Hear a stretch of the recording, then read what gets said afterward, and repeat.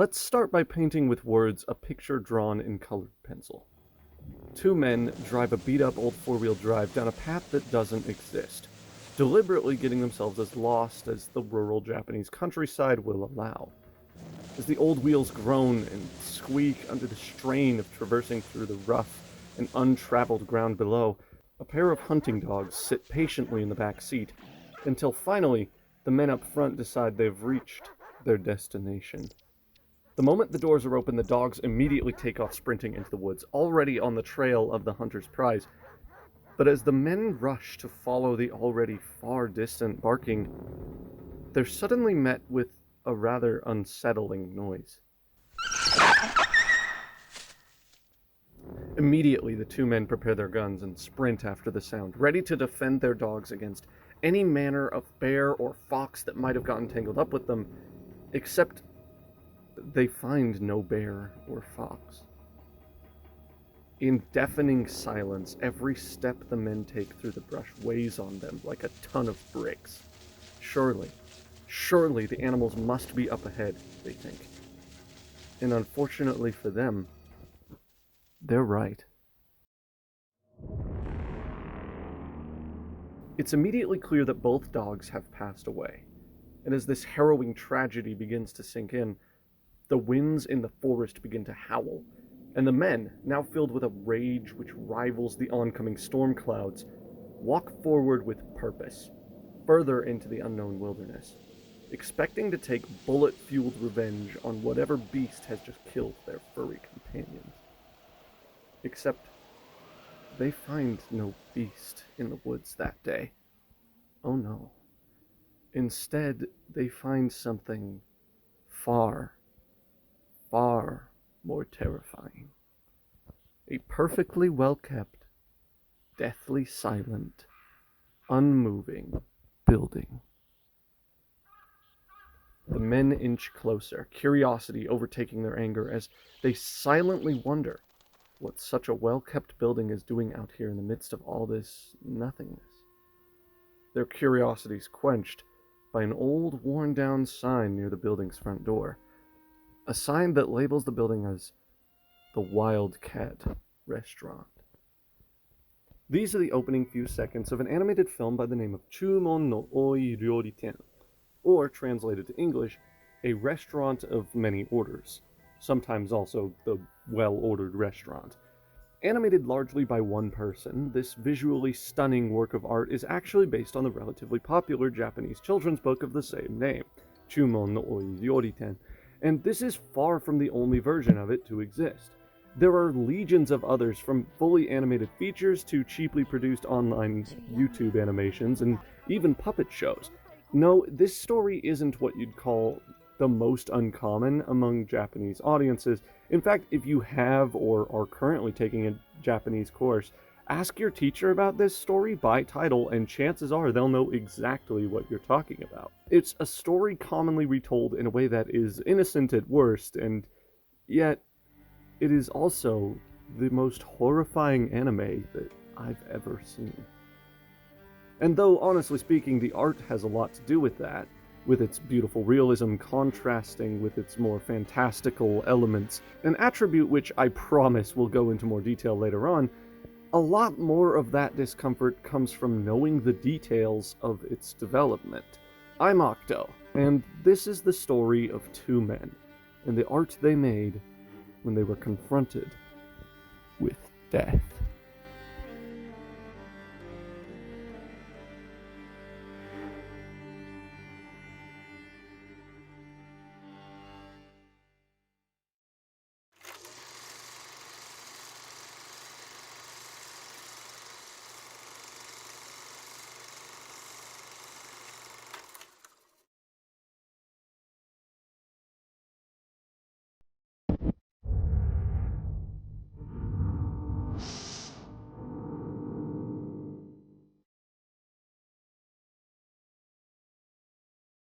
The 1993 variation of the Restaurant of Many Orders, not to be confused with the Restaurant of Mistaken Orders, which is a real restaurant and not a movie, is largely considered by Western fans of the story to be the best one.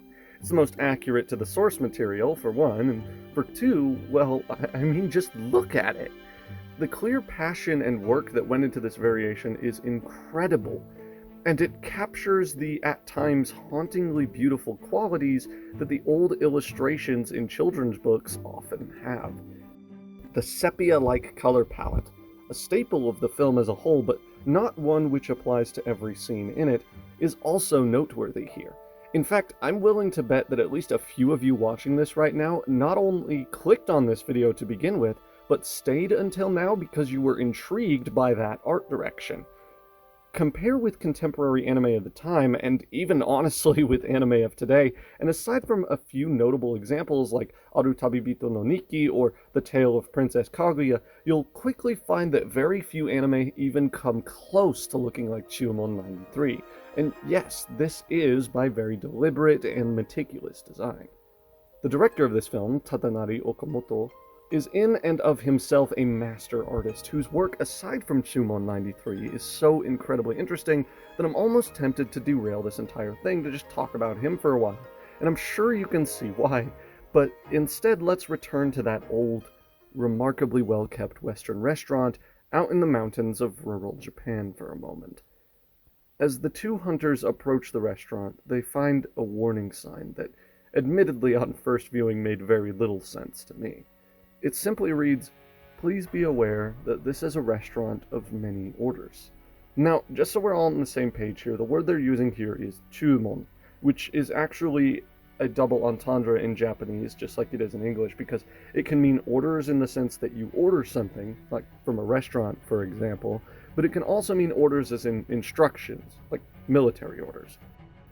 Noting that they're at a location clearly labeled as a restaurant, the men come to the assumption that what a restaurant of many orders is supposed to mean is that this is a restaurant which is very popular and has many guests, i.e., they get a lot of orders.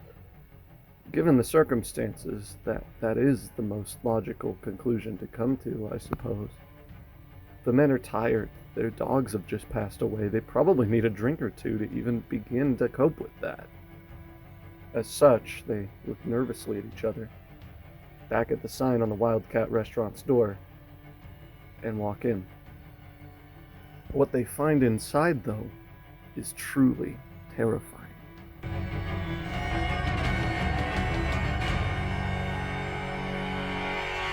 Nothing.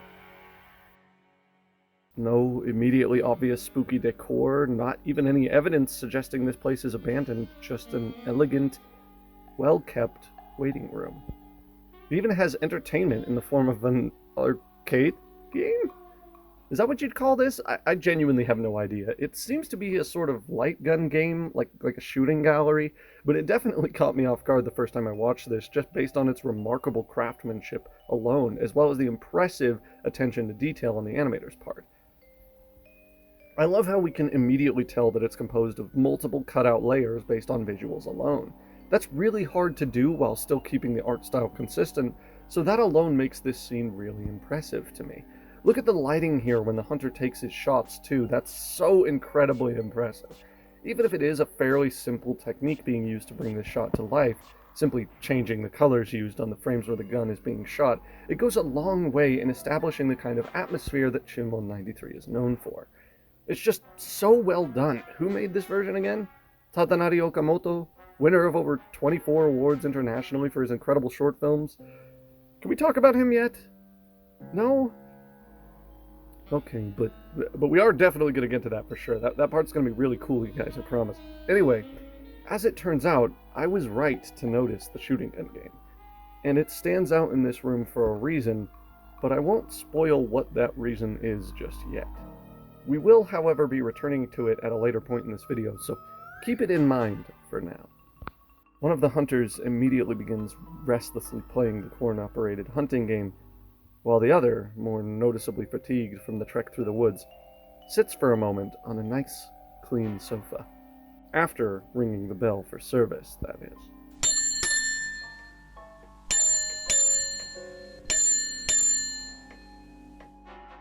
His partner shoots with abandon now, desperate to fill his role as hunter, desperate to kill something. Of particular value, it seems, is a deer, and after spending a little extra money, it seems that he's able to fell one. Though, of course, the game gives him no great fanfare or celebration for doing this. It just quietly shuts down and fades unceremoniously to black, just as it had when he had missed every shot. Perhaps let down by this, or maybe slightly embarrassed at how invested he had become in what was only meant to be a simple pastime, the man just stands there a moment before reaching for yet another coin.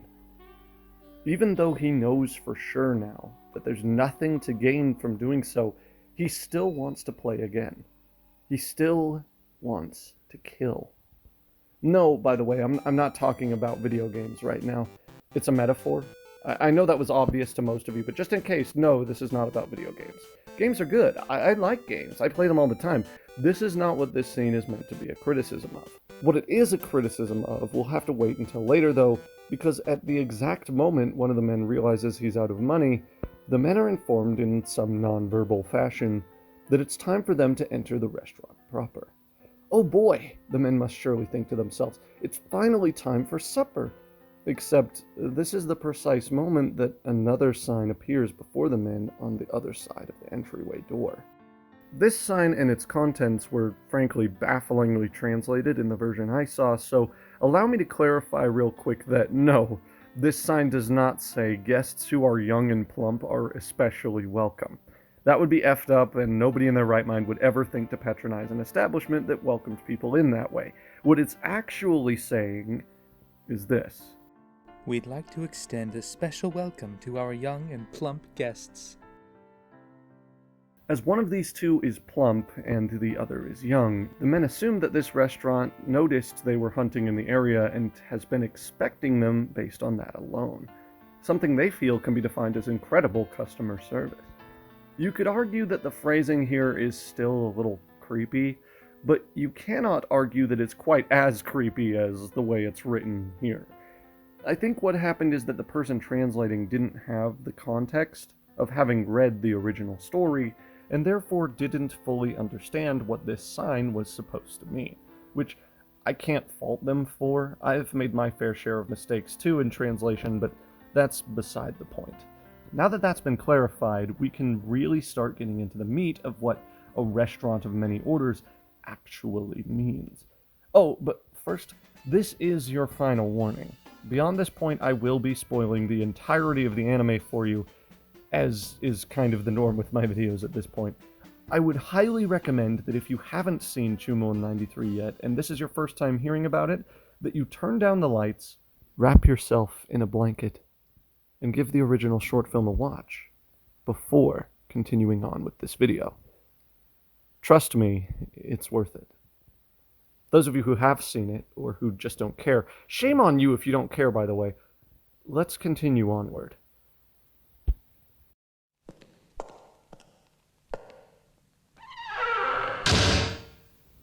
If that sound design didn't just make your heart sink, I don't know what will. I've made passing remarks about sound up until now, but here is where I put my tentacles down and say it demands to be noticed and appreciated. So much of Chuumon 93's appeal can be summed up by the look and sound of the short that I honestly couldn't wait another moment before bringing it up, and What? I should stop stalling, you say? You really want to know what happens next? Well, okay, but just know, you were the ones who asked. There's no going back now. As deeper into this bizarre restaurant they wander, the two come across increasingly bizarre instructions, each more perplexing than the last, but none quite so strange as to cause the men to give up on what must surely be the meal of a lifetime in the restaurant of many orders. The first is relatively simple. Please tidy your hair and clean the mud off your shoes. Of course, as with any fine dining experience, personal hygiene is a must. They've even provided a mirror and hairbrushes to use. Nothing unusual here aside from the discomforting sudden movement we see just moments before the sign appears, but that can be chalked up to staff, surely. Just imagine how high-class a meal must await beyond that door, how high-class the company might be at that. Held captive by delusions of grandeur, they carefully follow the orders and press on. But the next hall is anything but normal.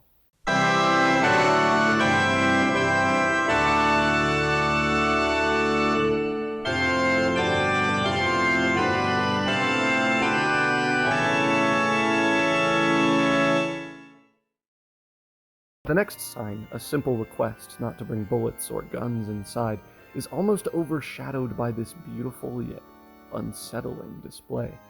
From this point on, the men's minds play tricks on them, and a massive garden spider big enough to shoot causes a complete breakdown of reality, with broken stained glass windows turning to hordes of insects which fly in every direction, the sounds of their wings only drowned out by the bullets of the hunting rifles. This scene, in a word, is jaw-dropping. The amount of time and energy it must have taken to do this is simply mind-blowing, but before we're given the time to contemplate the majestic horror of what we've just witnessed, we've already made our way deeper into this seemingly endless building, this house of leaves. Suddenly, there are boats and waterways which could lead anywhere, and unknowable horrors beneath them. There are looping hallways of seemingly endless locked doors, trees that grow through the walls, and a virtually endless number of ways to lose your mind. Indeed, as I told you before, it's far too late now to turn tail and run.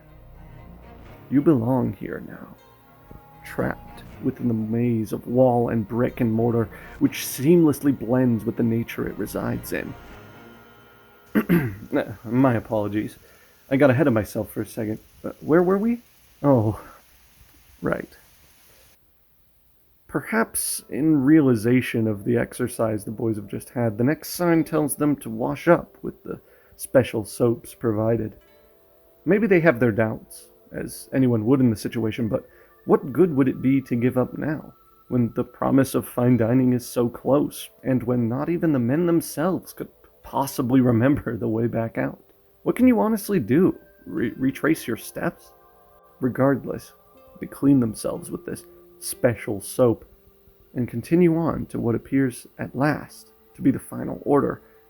But just before they do, the taller of the two finds a piece of paper in a drawer, and though we don't immediately find out what exactly is written on it, the animation wordlessly spells out quite clearly that something here is very, very wrong. Wrong enough that after all of this, the young hunter wants to leave.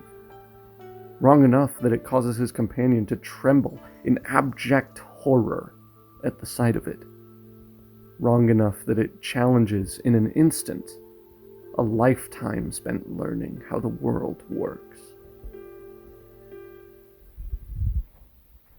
Indeed, this is the order that finally makes the true purpose of this place known, and it is far more terrifying than anything the poor hunters could have ever imagined.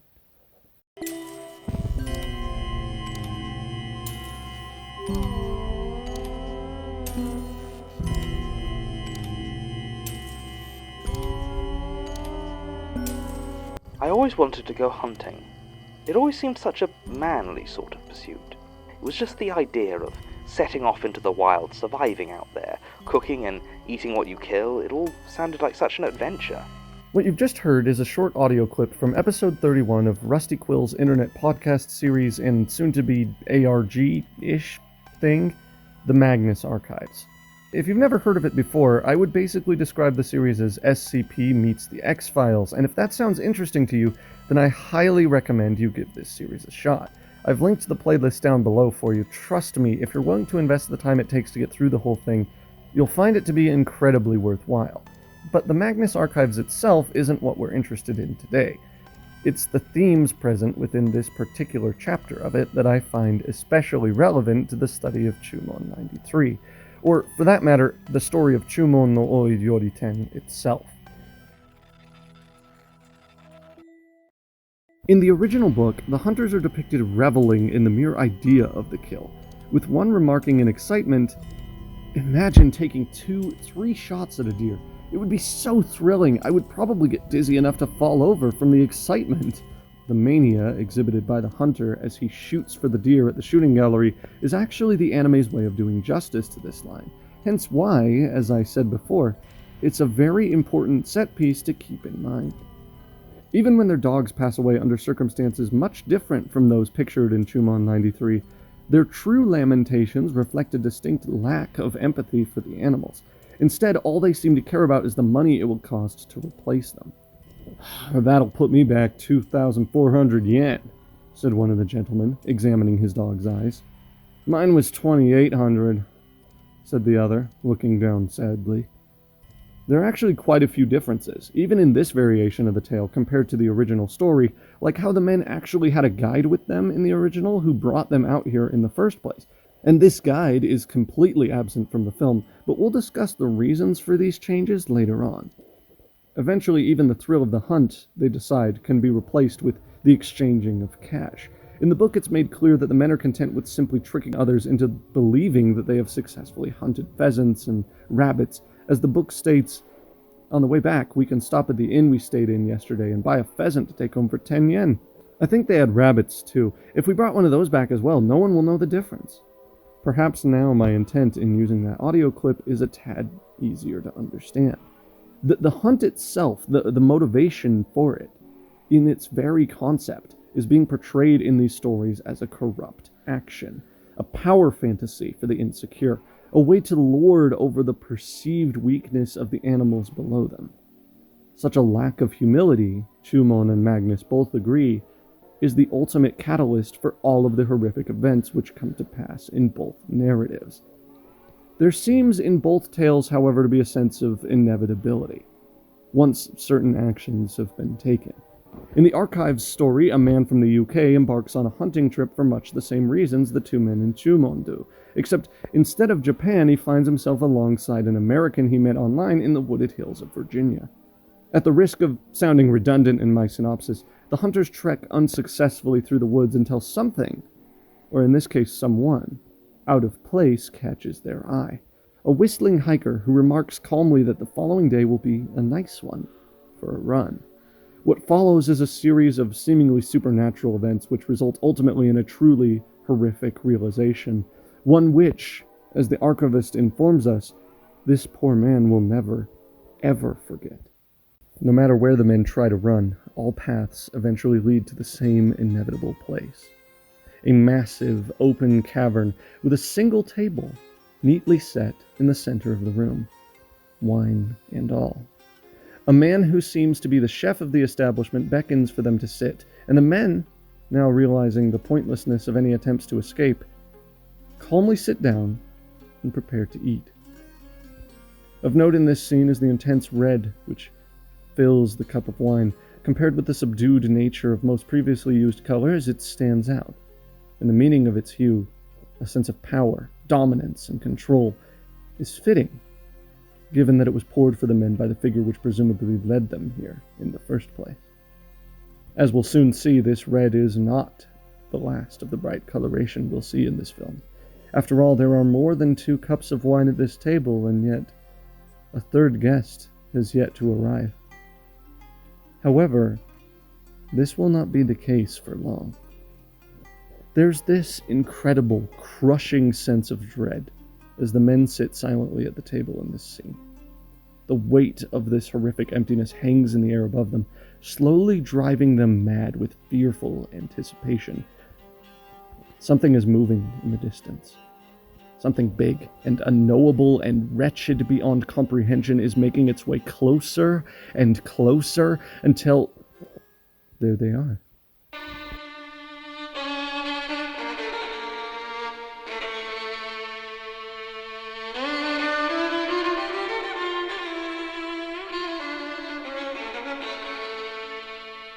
The jig is finally up, and the sinister forces behind it can finally show their true forms.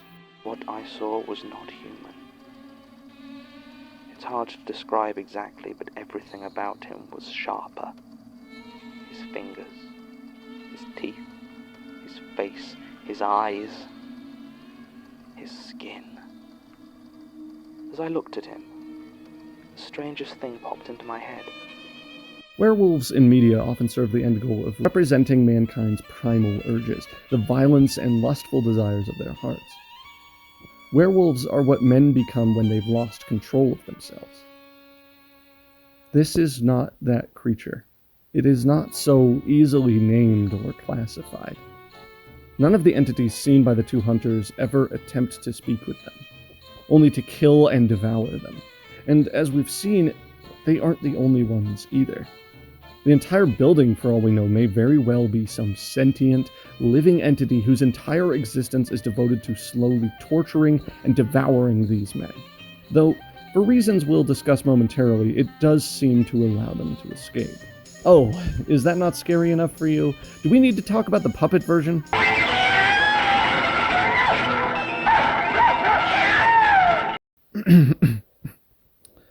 I apologize. That was too much. I'm sorry. There's never a need to discuss the puppet version. And just to be clear, yes, I did intentionally obscure the monsters, as it were, with my visuals here. Your imagination will do a lot more for you. Plus, I'd honestly prefer it if you chose to watch it yourself anyway to see them. I personally think the designs strike an incredible balance between recognizable and terrifying, but that's just me. Eventually saved through what may very well have been divine intervention, the two by now beyond broken souls happen to find a road. And luckier still, a driver making use of it. After some dialogue, they seemingly convince the driver to take them back to town. And yet, this isn't so innocent an ending as it seems, and Chuumon 93 leaves us with one final line of hauntingly simple text. The two men's faces had become like scrap paper. Even once they returned to town and took a bath, they never returned to normal. So great and terrible were the horrors experienced by the hunters that day, that no matter what they did, no matter where they went, their faces always remained a horrific reminder of the nightmare they will never, ever truly escape. Because now they have to live with the knowledge that somewhere out there in the forests of rural Japan, somewhere beyond imagination, that same well-kept building resides, waiting patiently for its next band of hunters. Somewhere out there is a restaurant of many orders.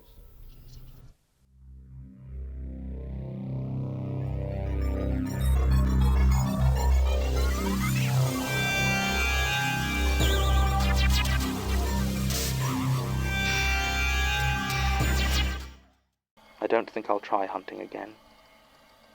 I know the thrill of power that comes with the ability to end the life of something weaker than you, but I can't forget what it's like to be the hunted. So let's talk about themes here for a moment. Perhaps due to my own brazen habit of overthinking everything I see, it took me longer than I care to admit to come to the conclusion which I'm about to share. And that is that Chuumon 93, or any good adaptation of the book for that matter, is ultimately a criticism of the nature of hunting for sport. The very existence of the restaurant, from the very beginning, attests to this. We know early on that these men aren't innocent, that they want to kill, they're desperate for it, even, as the shooting gallery emphasizes, when doing so yields no benefit to them whatsoever. To kill for fun is to rob another of its life for no reason, and based on the contents of the original text, it's safe to say these men definitely had no intention of paying respect to their kills by making careful use of every part of the animal. No, it's very clear that the only reason these two are out here hunting is because they crave the feeling of strength that comes from being able to kill what they perceive as being weaker than they are. It's all just a farce to feed their precious egos. This, of course, is why both director Tadanari Okamoto and original author of the source text, Kenji Miyazawa, see fit to torment them with the horrors of the Wildcat restaurant, to teach these egotistical humans humility by showing them the inverse of their desires, forcing them to feel like the ones being hunted and killed for sport, reminding them, in grave seriousness, that the arrogance of man is thinking nature is in our control, and not the other way around. Now, none of this is meant to insult anyone in the audience who enjoys hunting. I don't know you, and I don't have the right to insult your hobbies. What Miyazawa and Okamoto are drawing our attention to is not the activity itself, it's the mindset, the reasoning behind the hunt. This is what classifies these two as arrogant rather than honorable. One's intent is ultimately the determining factor in what is right and what is wrong. Even when Okamoto cuts out the guide driver who had been present in the original work for this version, he does so to further place emphasis on this metaphor, saying without words that these hunters got themselves into this mess. That they decided to be here rather than arrive as a result of what someone else led them to.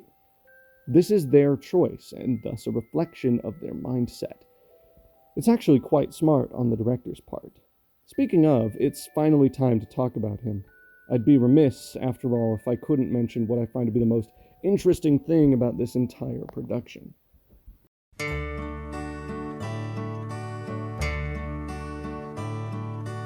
You see, Tadanari Okamoto was an absolute master of his craft, and was one of the most passionate animators to ever live. Known as the Renaissance man of Japanese animation in Japan, his style is, even by today's standards, refreshing and engaging, and each and every project he worked on, no matter what it was for, is absolutely stunning to behold. You should endeavor to watch all of his works if you can. They're honestly that good. But even among such an impressive portfolio, Chuumon 93 is special. That's because even though it was released in 1993, as the moniker suggests, Okamoto himself would pass away 3 years prior, in 1990. This project was the master animator's final piece. And I think there's something truly beautiful about that. Now, before you misunderstand, I'm not going to, even as a joke, imply supernatural intervention or cursed production. By all accounts, Okamoto passed away simply from old age, partway through development of the film, and that he passed away doing what he loved to do. This is different from death by overwork, or anything like what happened to the staff of Wonder Egg Priority. This was not a stressful endeavor to hit some trivial deadline. As far as I can tell, it had no deadline at all. It's simply a case of someone not retiring out of genuine passion for the craft. Such specific attention to detail in the art style, apparently based on copper carving art, cannot come from a desire to finish the work in a timely manner. Its very creative direction defies that notion. It is a product of love for the medium, which was produced in the rare circumstances that allow for this kind of art to happen at all. Its director simply never saw it completed. So, if that's true, then how is it that we can even watch Chuumon 93 in the first place?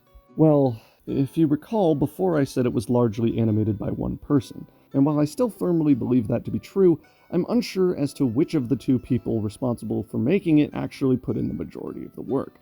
You see, taking painstaking measures to adhere to the vision of Okamoto, an artist named Kihachiro Kawamoto finished the film on Okamoto's behalf.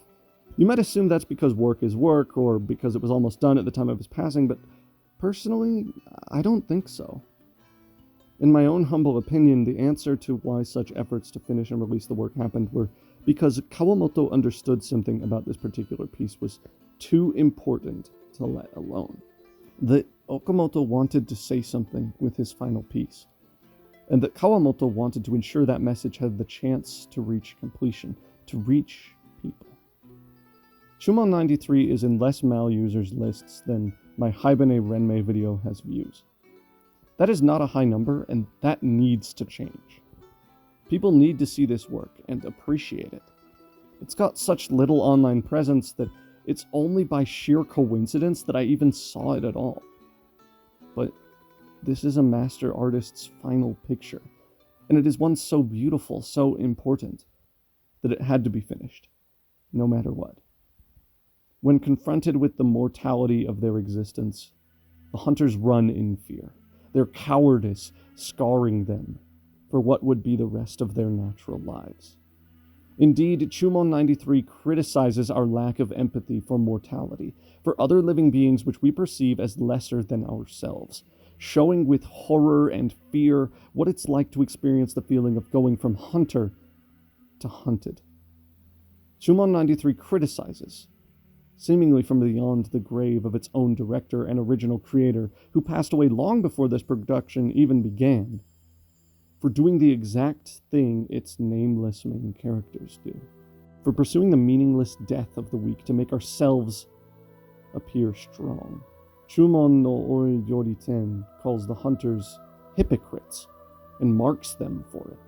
Indeed, this is a film that criticizes us for running from death, especially when our goal from the beginning was to cause it.